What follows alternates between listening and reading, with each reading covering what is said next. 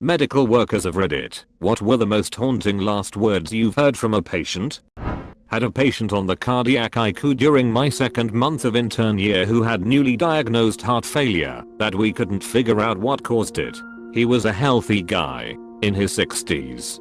Did yoga every day, walked a few miles 5 days a week. Genuinely nice guy, which is always a bad prognostic sign. With his heart failure, his heart was so stretched out and not squeezing adequately to provide the blood and subsequent oxygen he needs to the rest of his body. A few nights into his hospital stay, I come in the next morning and discovered that the senior resident had to code him for sustained unstable heart arrhythmia, unstable VTach. I went and talked with him about it the next morning, and he told me that he was in and out of consciousness during it all, from the low blood pressure, but he compared it to the feeling of jumping out of the plane and skydiving. Later that morning I was checking on him again, and he didn't look so good. He goes into the arrhythmia again, drops his blood pressure, and is in and out of consciousness. As I'm charging the defibrillator to shock him again, he comes back around to and briefly and asks me if I'm taking him skydiving again, and lets out a nervous laugh before losing consciousness. With wide eyes, don't listen to my family, they want to keep me around forever, but I just want to die. They won't let me. Edit. She wanted to get off dialysis, which was a death sentence for her. It wasn't words, but the most haunting death was a patient who was DNR, through her and her family's wishes. She was losing her battle, and her family wasn't there. She was getting frantic, and looking around, and half sitting up in bed, and a nurse with more experience than me took her hand and calmly said, "It's okay. You're not alone. We are right here with you. It's okay to leave." The patient immediately calmed, put her head back on the pillow and died. I knew I wanted to be that nurse when I grew up. How the hell did she know just what to do and say? I've never forgotten it. Not a medical worker, but I went with my father to say goodbye to my great uncle, his uncle.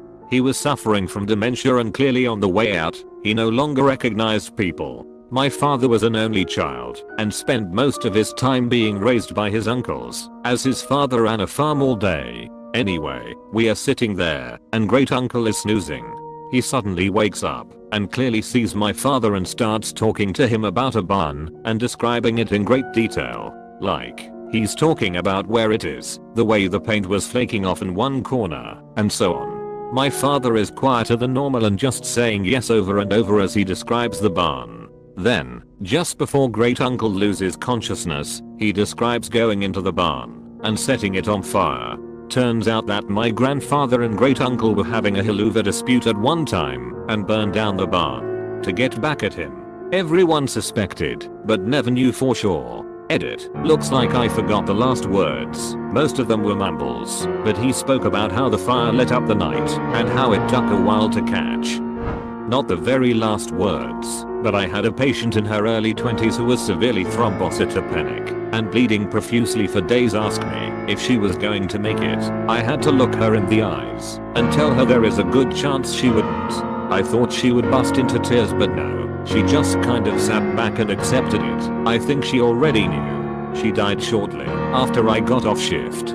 Turns out that my grandfather and great uncle were having a haluva dispute at one time and burned down the barn to get back at him. Everyone suspected, but never knew for sure. Edit. Looks like I forgot the last words. Most of them were mumbles, but he spoke about how the fire lit up the night and how it took a while to catch. My pop died of lung cancer. The last lucid thing he did was wake up just long enough to sing "Show Me the Way to Go Home." I'm tired and I want to go to bed. I had a little drink about an hour ago and it went right to my head. It was really pretty amazing and freaky at the same time. Fudge cancer. Nurse, in hospital caring for 40-ish man with brain tumor, coming in and out of consciousness, not to be resuscitated. His 16-year-old daughter was crying non-stop for 12 hours. His wife, who had been given a few months to prepare herself, was calm and focused on her husband. I had to routinely check his level of consciousness, which involved talking to him in a loud voice, responds to auditory stimulation, which I did not like to do. So I asked his wife to do the loud voice part, so the voice he would hear would be hers, not mine, and she did so without hesitation. The only response we observed with her vocalization was that this by now profoundly unconscious patient took her hand to his lips and kissed it. He stopped breathing very soon after that. I'm haunted, but not in a bad way. I'm gonna fudge your up, old man who never attended his dialysis appointments. A few hours later we had a fire right by his former room, so despite not being all that worrying at the time, he definitely was the only one that followed through on actually haunting us. Not a medical worker, but my friend's husband was dying from cancer. He'd done lots of chemo and one surgery and overall his prognosis looked really good. He'd gone through another surgery and he was due to be released from the hospital a couple days after this story takes place. My friend had been with him and was going back home to sleep for the night. Just before she left his room, he said, "I'm going to miss you, my love," and obviously she thinks nothing of it, saying, "I'll miss you too. I'll be back in the morning." Couple hours later he was gone. "I'm going home tonight, so I won't see you tomorrow, bye." Damn if she wasn't right. I work as a PA for a clinic, so I'll never be involved in that situation, but I know a friend who has been. She is also a PA and was helping a guy who was terminally ill. Before he passed he asked her to not let his wife have his shit. Of course she listens and is sympathetic. A day or so after he passed, his ex-wife apparently shows up to the hospital with several kids saying she is in this guy's will. Long story short, she was trying to take his shit. I'm an emergency nurse, and there's one thing that always gets me when patients die. Not what they say, but what their husband/wife/parents say when they've gone. I've had it a few times, but the most memorable was a man in his 70s whose wife had just passed away, and he was holding her hand and crying, and he just looked up at me and said, "I've loved her for 55 years, she's my whole life. What do I do without her?" It breaks me every time. Not a healthcare worker, but my grandfather passed this week at 89 years old. He was a very sharp, sane man, not senile or any dementia. The 2 days leading to his passing he began to see things. He told me, "Do you see Michelangelo painting?" I said no. He said, "He's painting invisible dust. Everything he paints disappears. I hope the bathroom is still there."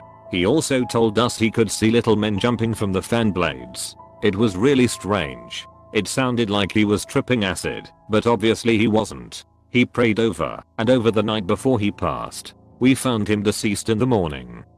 I was visiting my grandpa and had to leave town and go back to medical school, and I told him I loved him and would see him later. He told me he loved me too, but no, I won't. He was right. He died a week later of pneumonia. Hospice nurse here had a patient who was experiencing terminal agitation. With an expression of complete terror on his face he said, "Help me. They are coming to get me." I'm an EMT. Had a patient say, "I don't feel so good," right before they dropped dead of massive heart attack. It was just the matter of fact way they said it. Had a patient that kept coding, but every time they came back they'd get crazy strong, fight everyone, and then start saying the Lord's Prayer. They'd trail off and code again. Another one snatched me by the arm and pleaded that they wanted to see their baby grow up.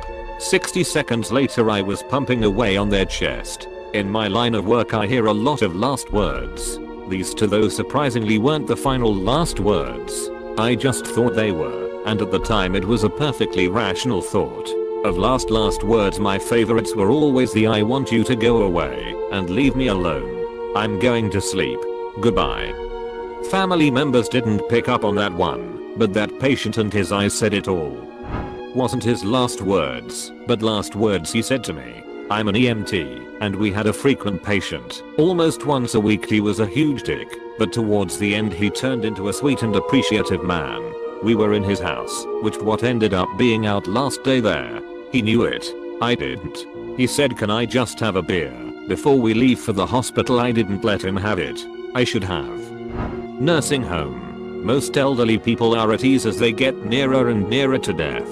But this old lady, as she deteriorated over her last week or so, would scream, "I don't want to die. I don't want to die. I don't want to die. I don't want to die." Really heartbreaking to see. I see the man in the corner again. There was no one, but she'd been seeing a dark man in the corner for days and asking about him. Toward the end, this was all she talked about beside crying for her mother. Cancer. Having surgery tomorrow. What the fudge am I doing here? Edit. You are all super kind, wonderful people and I will almost certainly not haunt any of you if I kick the bucket tomorrow. Can I smoke in here? We were on an ambulance. My husband is a PICU nurse and one morning he came home in a bit of a daze. I asked him what was wrong and he told me about a little boy who had been in PICU for a few days already and wasn't getting better. Most nights, the little boy would wake up so one of the nurses would keep him company while he fell asleep again. My husband was doing just that. He read him a book then just sat there with the boy listening to music so he would go back to sleep. Before falling asleep the little boy said, "You were my favorite." The boy passed away in the morning. His little heart gave out and refused to restart. Although all patients are important, some leave more of an impression than others. Until that point, that little boy hadn't stood out to my husband, and he felt terrible about it because, clearly, he had made a big impression on that little boy. That was the only patient's funeral he has ever attended. Edit. Thank you so much everyone for your amazing replies. I have passed along your love and gratitude to my husband. Actually read him some comments and he blushed and got all bashful. Thank you to those who gave this comment silver, golds and platinum. Since my husband did not receive this prizes I went and bought him a PSN card so he can spend on his games and made him his favorite for dinner. I was about 5 or 6 when my grandfather was on his deathbed. The last thing he did was put his hand on my shoulder and said, "No wonder you never liked my spicy food." And then he passed about 10 seconds later. We were all super confused. About 3 months later I almost died from suffocation after eating some salsa. At the hospital I was diagnosed with a capsaicin allergy, spicy food. To this day it still creeps me out. No one knew I was allergic before then, and I didn't show any signs either. Paramedic here. I was transporting a cardiac patient, and while we were both watching my EKG monitor, he went into fib, a lethal heart rhythm. His heart stopped pumping blood effectively at that point, but there was enough blood pressure for a few seconds of consciousness. He looked at me and said, "But I don't see the light," and went unconscious. Coded him, shocked him a few times, meds by the handful, but he died. As a pediatrician, I don't hear a lot of last words. What I can never forget is the inconsolable grief-stricken cries of the parents when I tell them their child has passed away. It's the hardest part of my job. My buddy who went on to be a doctor had an elderly female patient, probably 90 to 100 years old. Her daughter left the room to get coffee and my buddy had to check on her vitals. They were normal. Then she woke up, smiled and got teary-eyed. She said, "I knew you'd come back for me. I'm sorry I didn't marry you. My family won't let me, but I will now, I promise." My buddy just held her hand and smiled. She laid back and closed her eyes and her heart stopped. She had a DNR and was gone just like that. Her daughter had no clue what she meant. Her husband had been dead for 10 years and they were married since they were 20. My buddy doesn't know if it's relevant, but we are black and maybe she was in love with a black guy a long time ago because she was looking right at him when she spoke. IDK. Shit's weird. I'm a nurse. I started off working in pediatrics toward the end of my first year. This woman came in with her 8-year-old daughter who was feeling dizzy and had a poor appetite. She hadn't had her flu shot and it was flu season, so she took her in. Because her symptoms were bad enough she was worried that she may need medical intervention. So we asked her a few questions. Then I noticed this huge red bruise on her side that covered half of her side. I noticed another one on her back when we went to check her heartbeat. Then she fainted. We were able to get her stable, and when she woke up she said she was just feeling weak. Because we were thinking flu, we got her hooked up to N4. I mentioned the bruises to the doctor and he asked the mother to leave so we could talk to the little girl in private. "Is there anything you want to tell us now that your mother's not here?" She nodded and looked down shamefully. We asked her what, and that's when she told us that she was bleeding. She admitted that for a month she had lots of nosebleeds at school, at least a few times a week, and then she showed us something that terrified us. She showed us an ulcer she had inside of her lip. We went from thinking flu to abuse to cancer really fast. We sent her to get some tests done as soon as possible, and never heard her back. A few weeks later I transferred to street. Jude's. Turns out she was getting treated there and her tests came back positive for leukemia. She was not doing well. I was working as a chemotherapy nurse right away and would work with her a lot along with a few other patients. She just got worse. Before one session she looked at me with the saddest eyes and said, "I don't think I'm going to live for much longer. Tell my mom that I love her more than anything and anyone else." It was so heartbreaking to hear, but nurses have to be stoic, and I had to suck it up. After that session another nurse took over, and I ran outside and broke down crying. She died that night in her sleep. I'm an intern at a home for patients with Alzheimer and have only been there for a few weeks. The first patient to pass during my internship said back quote, "Who am I?" For some reason it saddens me deeply and I can't seem to let it go. "You tell that man to get out of here right now," she screamed while staring behind me, eyes sharp and focused on something. Me, in the middle of the night, while I was working the haunted hall, by myself. All of the heebies, and most of the jeebies. Not a medic. My friend's brother committed suicide. He hung himself in his closet, while she watched TV in the living room. The last thing he said, before going upstairs was, "I'm going to rest." That weirded her out, because he never spoke like that. During my residency I was on call and running the hospital, as senior residents tend to do. One of my responsibilities was being in charge of the entire ICU, which had about 16 to 20 bed capacity. I was taking care of a man who had a bowel perforation, a hole in his intestines. He had a nasogastric tube up his nose into his stomach, so that he wouldn't drown in his own feces. His brother and sister-in-law came to visit him, and they had a nice conversation. I walked in as they were leaving, and they said to him, "Make sure to listen to the doctor," as they left. The patient and I talked a bit, and he wasn't looking so good. I kept hearing a gargling sound as he was speaking to me. The kind of sound you make when you rinse out your mouth with mouthwash and spit it out. I immediately checked his NG tube, and it came right out. He looked at me and said I shouldn't have played with the tube, before going pale and losing a pulse. I did everything in my power to save him that day, but his lungs were full of stool, and he died 20 minutes later. The rest of the day I felt utterly numb, and it still sits with me to this day. To have a patient smiling and laughing with you one moment, then being deceased 20 minutes later is one hell of a roller coaster ride. Edit, to clear up a few quick points. The NG tube was attached to a canister on the wall and set to suction to help remove contents, and the patient most likely aspirated. Think about when you eat and cough/swallow at the same time and the food goes down the wrong pipe equals airway versus the esophagus. After he pulled his tube out enough that it slipped out of his esophagus and thus allowed the contents to flow down the airway. I hope this clears things up. Sorry for any confusion. And thanks for the great questions and discussion. I'm doing my best to get to them during work. Edit 2. Switched esophagus and airway up. Thanks, kind Redditor. RN here. I don't remember this guy's admitting diagnosis. He wasn't assigned to me, but my coworker asked me to help start and forth on him. He needed a unit of blood and his peripheral access had gone bad. I placed a tourniquet and was ready to stick. Then he looked at me and said, "I'm dying." Immediately went unresponsive. I checked his pupils. I watched one dilate and the other constrict. We coded him, never got him back. A teenage girl who was having an asthma attack while she was at someone's house she wasn't supposed to be at. "My mom's gonna kill me." She died at the hospital.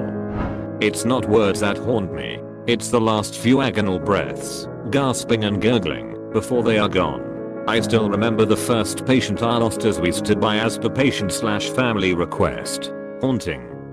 Multi-gunshot wound in the trauma bay that had lost a lot of blood that we took back for an emergent X-lab. Girl was in her mid-20s, and before we took her she just kept asking me over and over again for her mom. She died early on the next morning. Work and EMS. This doesn't happen very often. However, I do distinctly recall an elderly gentleman who was determined to die in his home. Kept saying, "I'm not going back to the hospital. I'm going to die here." Guy was having a pretty massive was going to be dead in less than 12 hours. His wife and son pleaded for him to go to the hospital with us. Told him to think about his grandbabies. Told him point blank he was gonna die if he stayed. Reminded him about how alone and scared his wife would be. Tried so damned hard to figure out why he was afraid to go back. My unit and fire stayed on scene for over an hour trying to convince him to go. Even called a doctor to chat with him. He was old, but not old enough to go out just yet. Still mobile, still fully present mentally. Sadly, we can't take people against their will. It's legally considered kidnapping. Eventually we had to leave this man. He was dead the next morning. The funny thing is, I respect the hell out of him. I think he knew something we couldn't accept, that he would pass even with intervention. I wouldn't want my body worked if I knew I was going to die anyways. Resuscitation is a violent, often fruitless endeavor. The most haunting thing for me isn't the death or gore itself though. It's hearing the family screaming when death is announced. Hearing people, especially children, scream for their mothers is the most painful for me. When I was a senior resident, a young man, late 20s, was admitted for pneumonia. He got worse quickly, and I was called to his room to help while on call that night. He was having trouble breathing and needed intubated. I explained all this to him, and that I would sedate him and then get him intubated, so we could help him breathe. He agreed and we got everything ready. The last thing he said to me was, "Doc, please don't let me die." I told him I would do my very best. I got him intubated and transferred to the ICU. A few weeks later I was on call covering the ICU, and he was barely hanging on. I knew he would not make it through the night. He went into VFib several times, and I was able to bring him back, but only briefly. He was just too sick, and he died shortly after that. It was horrible talking to his mother and girlfriend, and comforting them knowing the last words he ever spoke were to me saying, "Please don't let me die." Not a medical worker, but I knew a guy from middle school who had a degenerative disease and he knew he'd die young. It was New Year's Eve and he'd just gotten out of the hospital for the third time in a few months, so we were partying at his apartment. Somehow I ended up being the last person there with him and his girlfriend, and we were pretty drunk and got to talking for a while about how great the party was, how much nicer it was to have friends like ours, plans for the future. All of a sudden he said, "God, I wish I had more time.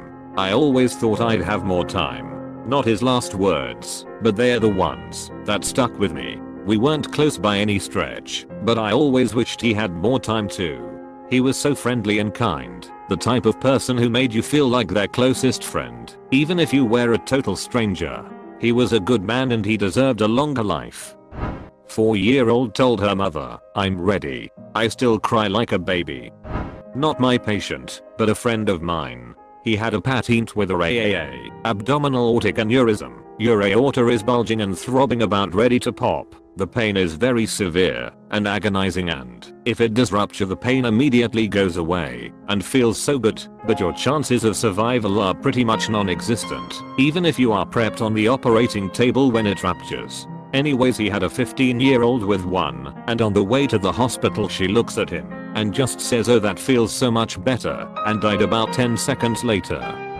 Both my parents work, so every time I say bye to anyone I love, I tell them I love them in case those are my last words to them. I don't feel sad or morbid about it, it's just that so many people regret not telling their special people how special they are when they had the chances. Sweet guy in his 20s with endocarditis, heart valve infection, caused by fourth drug abuse. I was prepping him for his third open heart surgery when he sat up, looked me in the eye, and said, "I'm going to die, aren't I?" He did not survive the surgery. When I was training, I had a guy go into a massive cardiac arrest. We ended up working on him for over an hour and a half because we kept getting him back then losing him again. He had wet himself during the arrest, which is common. It happens, and he just kept apologizing for making a mess. Obligatory, not a medical worker. Boo-word. Famous author Roald Dahl had planned his last words to be, "You know I'm not frightened. It's just that I will miss you all so much," to his family. Instead, the nurse injected him with morphine to relieve his pain, and his last words turned out to be, "Ow, fuck. My goddamn twat is cold." Tough 86-year-old bird with orange hair/white roots and tattoos. Last words spoken while having groin prepped with cold soap for cardiac catheterization. About 12 years ago we got some really bad news. My brother, who had an undiagnosed autoimmune disorder, took the news really bad. He got really sick and the next day he passed away. His last words were, "It's broken, it's broken." My little brother was with him, and he said, "It's okay, I fixed it." Then he fell asleep and died. I think he was talking about his heart. I truly believed he died of a broken heart. It haunts me every day. Kid crying for his mommy. But mommy was in police custody for beating the kid into a brain hemorrhage.